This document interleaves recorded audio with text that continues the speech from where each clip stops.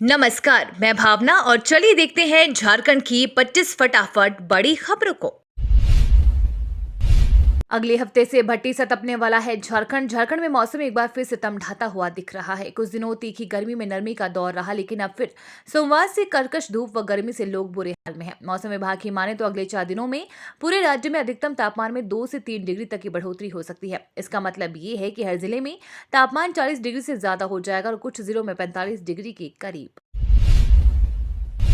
रांची लाए जा रहे मणिपुर में फंसे झारखंड के 21 बच्चे, बयां किए हालात। पूर्वोत्तर राज्य मणिपुर में भड़की हिंसा के बीच फंसे झारखंड के 21 छात्रों को रेस्क्यू किया गया। दरअसल बिहार सरकार ने 163 बच्चों को मणिपुर से निकाला, जिनमें से 21 बच्चे झारखंड के हैं। मंगलवार को 21 में से 18 छात्र रांची के लिए रवाना हुए और बाकी 3 बच्चों को पटना में ही उनके अभिभावकों ने रोक लिया। गौरतलब है कि मणिपुर के हिंसा प्रभावित इलाकों में फंसे बिहार झारखंड के छात्र छात्राओं ने सरकार से उन्हें वापस लाने की गुहार लगाई थी। इसी कड़ी में बच्चों को वहां से निकाला गया।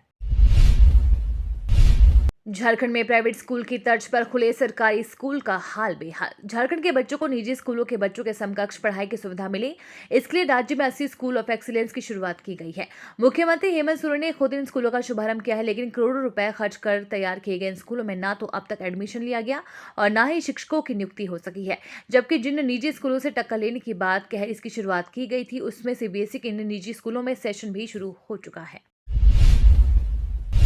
हॉकी इंडिया ने की 20 सदस्यीय महिला टीम की घोषणा। झारखंड की 3 बेटियां शामिल। झारखंड की बेटियों का जलवा एक बार फिर से विदेशी सरजमी पर देखने को मिलेगा। हॉकी इंडिया ने ऑस्ट्रेलिया के खिलाफ 20 सदस्यीय भारतीय महिला टीम की घोषणा कर दी है, जिसमें झारखंड की 3 महिला हॉकी प्लेयर को जगह मिली है। इनमें खूंटी की निक्की प्रधान, सिमडेगा की मिडफील्डर सलीमा टेटे और फॉरवर्ड संगीता कुमारी शामिल है, जिसका नेतृत्व गोलकीपर सविता करेगी।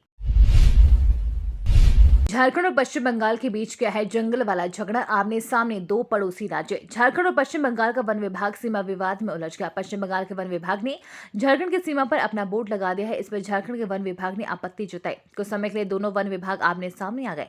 हालांकि बाद में मामला कुछ और निकला। उक्त घटनास्थल पर दोनों ही राज्यों के वन रक्षक तैनात है। अब विवादित जगह पर जल्द ही झारखंड का वन विभाग पेड़ और अपना बोर्ड लगाएगा। झारखंड का पहला परशुराम मंदिर निर्माण, हर घर से एक ईंट अभियान शुरू। जिले में भगवान परशुराम मंदिर का निर्माण कराया जा रहा है। ये झारखंड में भगवान परशुराम का पहला मंदिर है। इसके लिए भूमि पूजा का कार्यक्रम हो चुका है। मंदिर निर्माण की आधारशिला रख दी गई है। राष्ट्रीय परशुराम भार्गव द्वारा अयोध्या की तर्ज पर मंदिर का निर्माण कराया जाएगा। इसे लेकर हर घर से ईंट अभियान शुरू किया गया है। इस अभियान के तहत पलामू, गढ़वा, लातेहार समेत सभी सनातनी के घर से न्यूनतम एक ईंट के रूप में सहयोग से मंदिर निर्माण कराया जाएगा। चक्रवात मोर्चा मचाएगा तबाही। बिहार, झारखंड सहित इन राज्यों में होगी बारिश। दक्षिण पूर्व बंगाल की खाड़ी के ऊपर कम दबाव का क्षेत्र बना, जिसके चक्रवात में बदलने की आशंका है। चक्रवात के इस हफ्ते के अंत में बांग्लादेश, म्यांमार की ओर बढ़ने के आसार है। भारत मौसम विज्ञान विभाग के महानिदेशक मृत्युंजय महापात्र ने ये जानकारी दी। उन्होंने मछुआरों और नौकाओं को बंगाल की खाड़ी में नहीं जाने का सुझाव दिया। इसका असर झारखंड के कुछ जिलों में भी देखने को मिल सकता है। इस चक्रवात का नाम मोर्चा होगा। ये नाम यमन ने दिया है।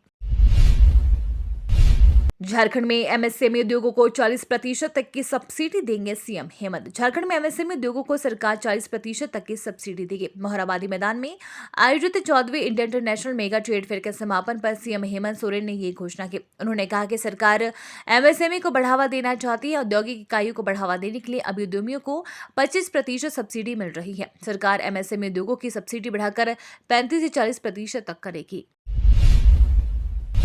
झारखंड में 2000 करोड़ के शराब घोटाले का झारखंड कनेक्शन का खुलासा। झारखंड में भी अब शराब घोटाले का जिन निकल आया है। विपक्ष के आरोपों के बीच कुछ ऐसा सामने आया है जो सरकार की मुश्किलें बढ़ा सकता है। ताजा जानकारी के मुताबिक छत्तीसगढ़ में 2000 करोड़ के शराब घोटाले में शामिल सिंडिकेट का झारखंड कनेक्शन उभर कर सामने आया है। झारखंड में शराब नीति की योजना बनाने वाली company messrs Chhattisgarh state marketing corporation limited व यहाँ की शराब दुकानों में मेन पावर सप्लाई का काम करने वाली सुमित फैसिलिटीज लिमिटेड का नाम भी शराब घोटाले में उभरा है। झारखंड पुलिस सेवा के पदाधिकारियों की वरीयता सूची तैयार। झारखंड राज्य पुलिस सेवा के पदाधिकारियों की औपबंधिक वरीयता सूची गृह विभाग के द्वारा जारी कर दी गई है। साथ ही ये सूची सभी प्रक्षेत्र के आईजी, डीआईजी, वरीय पुलिस अधीक्षक, एसपी कार्यालय को भी उपलब्ध कराई गई है। संबंधित पुलिस पदाधिकारी वरीयता सूची में किसी भी प्रकार की आपत्ति होने पर गृह विभाग में आवेदन दे सकते हैं। हज कमेटी की बैठक में यात्रियों के लिए व्यवस्था सुनिश्चित कराने का निर्देश। राज्य सरकार ने हज यात्रियों को पूरी सुविधा व्यवस्था के साथ भेजने का निर्णय लिया है और इसके तहत तैयारियों की समीक्षा के लिए अल्पसंख्यक कल्याण विभाग की ओर से आयोजित समीक्षा बैठक में अधिकारियों को आवश्यक निर्देश भी दिए गए हैं। बैठक के बाद मंत्री आलमगीर आलम ने बताया कि झारखंड से 2700 हज यात्री रवाना होंगे, जिनमें से 2300 रांची से जाएंगे और शेष 400 को कोलकाता एयरपोर्ट से रवाना करने का निर्णय लिया गया है। रांची की सड़कों पर बिना लाइसेंस फूड वैन लगाए तो खैर नहीं। झारखंड की राजधानी रांची के सड़कों पर कई फूड वैन खड़े दिखते हैं। इनमें से कई फूड वैन बिना लाइसेंस के चलाई जा रही हैं, जिसको लेकर नगर निगम ने कुछ दिन पहले बिना लाइसेंस के चलने वाले फूड वैन को लाइसेंस लेने का निर्देश दिया था। नहीं तो फूड वैन जब्त या अच्छा खासा जुर्माना वसूलने की बात भी कही थी, लेकिन सिर्फ बात है कि नहीं, बल्कि नगर निगम ने अपने निर्देश को धरातल पर भी उतारना शुरू कर दिया है। WHO की घोषणा के बाद भी भारत रखेगा कोरोना के मामलों पर पैनी नजर। महामारी को वैश्विक आपातकाल की स्थिति से हटा दिया गया है। ऐसे में भारत में कोविड-19 मामलों से निपटने के लिए केंद्रीय स्वास्थ्य मंत्रालय क्या रणनीति अपना रहा है, इसे लेकर मंत्रालय के सूत्रों ने जानकारी दी है। बीमारी अब भी है, खत्म नहीं हुई और संक्रामक है। हमारी डेटा और हालात पर हमारी निगरानी रहेगी। जीनोम सिक्वेंसिंग होती रहेगी, पर उससे बड़े पैमाने पर नहीं होगा। अब जैसा होता है वैसा होता रहेगा। चिटफंड कंपनियों के पीड़ितों के पैसा वापसी पर हाईकोर्ट ने सरकार से मांगा जवाब। झारखंड हाईकोर्ट में मंगलवार को चीफ जस्टिस संजय कुमार मिश्र एवं जस्टिस आनंद सेन की खंडपीठ में गरीबों की गाड़ी कमाई लेकर चंपत हुई चिटफंड कंपनियों के मामले में दायर जनहित याचिका पर सुनवाई हुई। राज्य सरकार के द्वारा हाईकोर्ट का आदेश के आलोक में दिए गए जवाब पर अदालत ने कड़ी नाराजगी जाहिर की। अदालत ने स्पष्ट रूप से चेतावनी देते हुए कहा कि 11 जुलाई तक आप ये बताएं कि प्रभावित लोगों की समस्या के लिए पैसे वापसी के लिए कमेटी का गठन किया है या नहीं। अगर नहीं करते हैं तो अदालत कठोर आदेश पारित करेगा।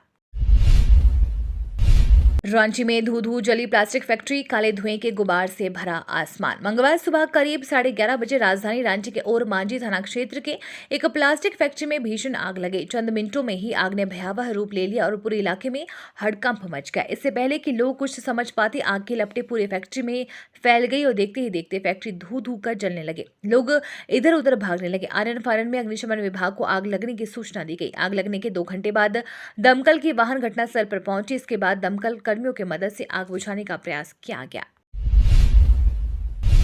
कर्नाटक में मुस्लिम आरक्षण मुद्दे पर बयानबाजी को लेकर सुप्रीम कोर्ट सख्त। सुप्रीम कोर्ट ने कर्नाटक में 4% मुस्लिम आरक्षण वापस लेने से जुड़े अदालत के विचाराधीन मामले पर राजनीतिक बयानबाजी पर गंभीर आपत्ति जताई है। कोर्ट ने बयानों पर कहा कि कुछ पवित्रता बनाए रखने की आवश्यकता है। इस मुद्दे पर कोई राजनीतिक बयानबाजी नहीं होनी चाहिए, ये उचित नहीं है। इमरान की गिरफ्तारी पर भड़का गुस्सा, रावलपिंडी में सेना मुख्यालय में घुसी भीड़। पाकिस्तान में इमरान खान की गिरफ्तारी पर उनके समर्थकों का गुस्सा भड़क उठा है। लोगों ने जमकर हंगामा किया, तोड़फोड़, आगजनी की खबरें भी आई हैं। हद तो तब हो गई जब भीड़ रावलपिंडी स्थित सेना मुख्यालय में घुस गए। यही नहीं, आर्मी के कोर कमांडर के घर में घुसकर भी लोगों ने तोड़फोड़ की। इस्लामाबाद में स्थिति बहुत तनावपूर्ण है। लोगों ने मुख्य सड़क को जाम कर दिया है। हालात खराब होते जा रहे हैं। पश्चिम बंगाल सरकार के बैन के फैसले के खिलाफ सुप्रीम कोर्ट पहुंचे द केरल स्टोरी के निर्माता। पश्चिम बंगाल में द केरल स्टोरी को बैन करने का मामला अब सुप्रीम कोर्ट पहुंच चुका है।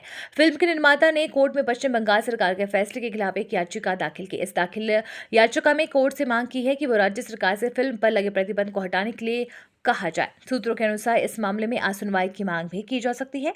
पश्चिम बंगाल से पहले तमिलनाडु में थिएटर मालिकों ने ये तय किया था कि ये इस फिल्म को राज्य में नहीं दिखाएंगे। सुरेश रैना ने किया बड़ा खुलासा, धोनी कब लेंगे संन्यास। भारत के पूर्व क्रिकेटर और चेन्नई के साथ 4 बार के आईपीएल विजेता सुरेश रैना ने खुलासा किया कि धोनी ने उनसे कहा कि वह ट्रॉफी जीतने के बाद एक और साल खेलना चाहते हैं। रैना ने कहा कि वो तो बोल रही हैं कि मैं ट्रॉफी जीतकर 1 साल और खेलूंगा। मैच के बाद हमेशा धोनी की मास्टर क्लास होती है।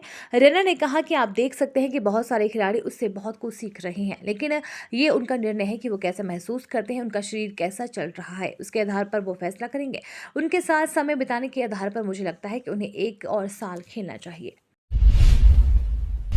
झारखंड के 1 लाख से अधिक ग्रामीणों को नहीं मिला घर, जून तक पूरा करने का लक्ष्य। झारखंड में प्रधानमंत्री आवास योजना के 1,09,542 आवास लंबित हैं। इन लंबित आवासों को जून 2023 तक पूरा कराने का लक्ष्य सरकार ने निर्धारित किया है। इसके लिए पंचायत स्तर पर अभियान चलाने पर जोर दिया गया।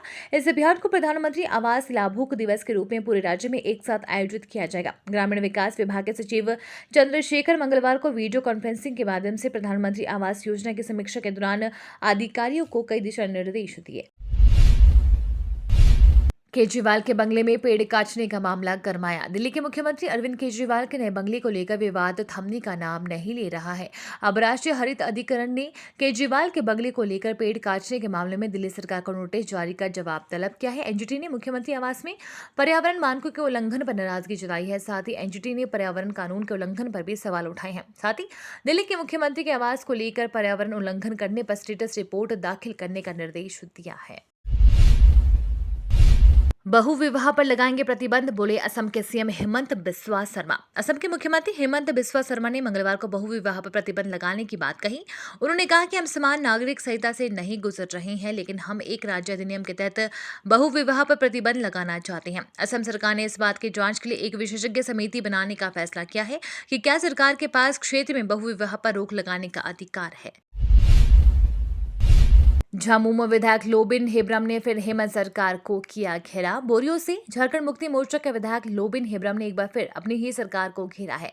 हेमंत सरकार पर निशाना साधते हुए कहा कि सरकार आदिवासी हित की बात करती है और आज आदिवासी समुदाय अपने हक और अधिकार के लिए संघर्ष कर रही है। हेमंत सरकार को इस और कोई ध्यान नहीं है। उन्होंने कहा कि आज राज्य में छवि रंजन जैसे कितने छवि है जो झारखंड के गरीब लोगों की जमीन को लूटने का काम कर रही हैं। रांची पटना वंदे भारत एक्सप्रेस का किराया 1000 रुपए से भी कम। रांची से पटना के बीच जल्द ही वंदे भारत एक्सप्रेस ट्रेन दौड़ेगी। रेलवे सूत्रों के अनुसार इसी महीने झारखंड की राजधानी रांची से पटना के लिए वंदे भारत एक्सप्रेस ट्रेन की शुरुआत की जा सकती है। प्रधानमंत्री नरेंद्र मोदी झारखंड और बिहार वालों को ये सौगात दे सकते हैं। ऐसे में इस ट्रेन के किराए के बारे में भी जानकारी मिल रही है। चेयरकार में रांची से पटना के बीच का किराया करीब 650 रुपए है। वैसे में अनुमान में लगाया जा सकता है कि वंदे भारत ट्रेन में तेज रफ्तार का आनंद उठाने के लिए करीब 1000 रुपए खर्च करने पड़ सकते हैं। भारतीय सेना में ब्रिगेडियर उससे ऊपर की रैंक के अधिकारी पहनेंगे समान वर्दी। भारतीय सेना में ब्रिगेडियर रैंक उससे बड़े के अधिकारी अब एक जैसी वर्दी पहनेंगे, भले ही उनका मूल कैडर नियुक्ति कुछ भी हो। ये निर्णय हाल ही में संपन्न सेना कमांडरों के सम्मेलन के दौरान विस्तृत विचार विमर्श और सभी पक्षों के साथ व्यापक विचार विमर्श के बाद लिया गया। 1 अगस्त 2023 से ये नए बदलाव लागू होंगे। भारतीय सेना के इस फैसले के जरिए सभी बड़े अफसरों में समान भाव और सामान्य पहचान सुनिश्चित करने की कोशिश की जा रही है। ये तो थी आज की बड़ी खबरें। अपने गांव या शहर की न्यूज देखने के लिए हमें कमेंट्स में जरूर बताएं कि आप न्यूज को कहां से देख रहे हैं।